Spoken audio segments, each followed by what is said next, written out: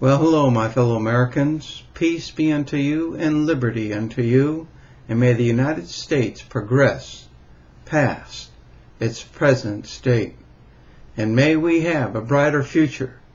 And may we understand that people and the media that are in control are keeping us from progressing in the United States because of their radical creed they are presenting to the American populace.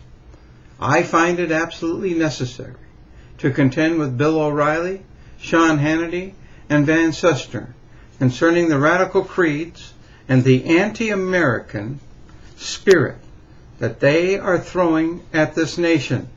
They continue to speak division and hate. And what they are doing are putting up walls that are keeping us in. And we are no longer progressing as a people, but we are bandering about in our minds and our hearts on who has the solution. Because these men and women are only presenting to the American people problems that we cannot solve unless we allow objective minds and hearts to enter into the forefront, enter into the media, enter into the political and business sectors of the nation. They are the minds that can change the course of this nation and help us progress as a people. But what is happening is that these men and women are putting up walls of radical creed, perpetrating upon the American populace not objectivity, but division and fixed ideas. Such impressions have been borrowed from personal life experiences of radical human beings in the past, radical kings and queens, radical world leaders who have with demonstrative hands kept great minds quelled, imprisoning spontaneity, expression, and wisdom. This is what we have today concerning the news media. And men of the past, indeed men today, lock in a dungeon the power of the citizen so the world stays exactly as they picture it in their minds. These fixed minds cannot progress, and the floundering to find new material meets a dead end. And this is why you continue to see on their network the continual anti-American divisive thought concerning politics and the policies of this nation and the President of the United States and our world and our economic leaders. And what we are seeing today is, ironically, a people that is no longer walking under their own personal volition, but are listening to these men with those fixed ideas, peddled as stringent standards that the public citizen should live by. Ironically, if you entered into any house or dwelling of the American citizen, you will find an entirely different world than that proposed by the news media. The range of morals, ideals, thoughts on living, how men should behave, activity, fun, humor, raising children and a family, politics, power, and influence are so vast and different in the American household today. It makes the point fixed ideas are not what the public desires. And this is what is being preached to us today by the news media.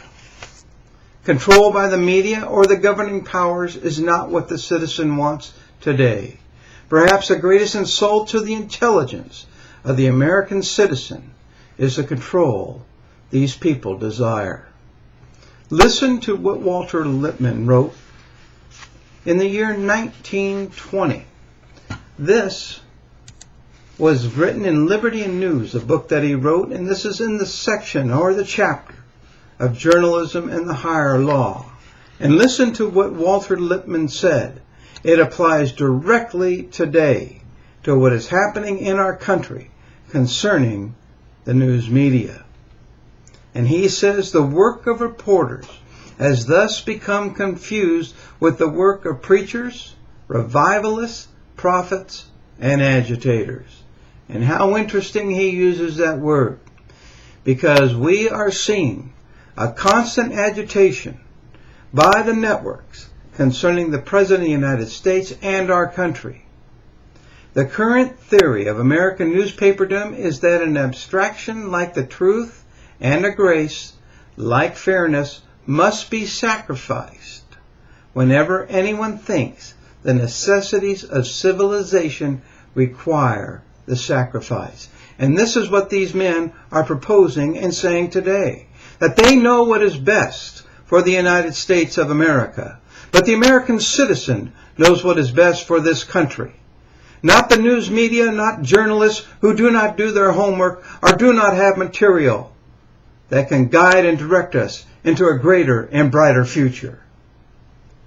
To Archbishop Whately's dictum that it matters greatly whether you put truth in the first place or the second, the candid expounder of modern journalism would reply that he would put truth second to what he conceived to be the national interest.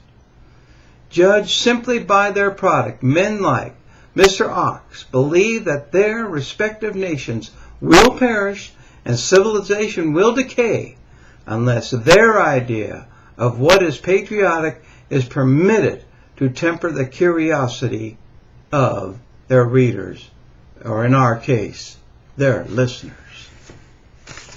The United States of America needs a common ethos, a common purpose, a common goal to progress our nation forward. And the news media is not doing that. They pretend they are, but they are divisive in their tactics. They are no longer intelligent. They are no longer journalists. They are becoming entertainers. In many ways, they are economic entertainers. And what we are seeing today is them groping for news that they may gather the listener around their soapbox, that they may preach to them what they think is best for the country. But my fellow Americans, what is best for the country is what you think and you desire. Do whatever you can to get out and speak your mind and open up doors and have a vision for what you desire this country to be. Because, folks, if we do not do this, a tyrannical, dictatorial time will come upon us if we begin to accept men and women telling us how we should run our country instead of our political leaders whom we have voted into office. And let us remember that today, that these are just men with hot air many a times. And may the power of the Lord and His Spirit come upon you to understand exactly what I'm saying to you today. God bless you, and God bless the United States of America.